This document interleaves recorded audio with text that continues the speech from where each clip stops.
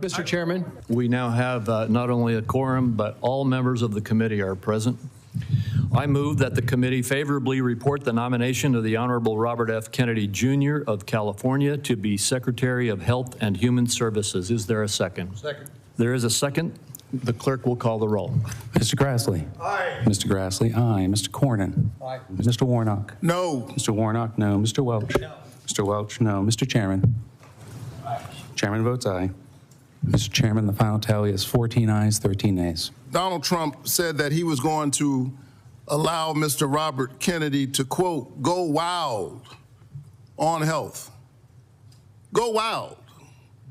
Of all the things that I can think of that I'd like to see a Secretary of Health and Human Services do, go wild is not on the list. Mr. Robert Kennedy is manifestly unqualified for the job he seeks. And in both my live and written questions for the record, he failed to commit to protecting access to affordable health care. He's unqualified, and I dare say everybody here knows it. We need a serious person at the helm of the HHS, an agency responsible for about half of the health of about half of all Americans.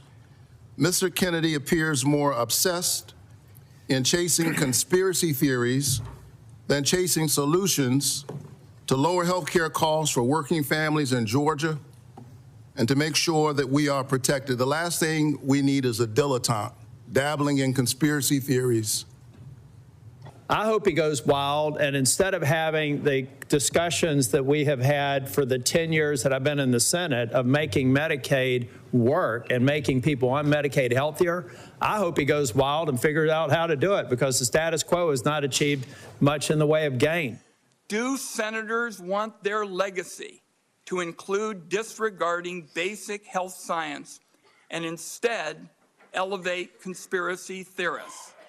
Making Robert Kennedy Secretary of Health and Human Services, in my view, colleagues, would be a grave threat to the health of the American people. Mr. Kennedy, if confirmed, will have the opportunity to deliver much-needed change to our nation's healthcare system. He has spent his career fighting to end America's chronic illness epidemic and has been a leading advocate for healthcare transparency, both for patients and for taxpayers. Mr. Kennedy has also clearly responded to our questions during the rigorous due diligence process, in his hearing also, and in the course of answering over 900 questions for the record that were asked by members of this committee.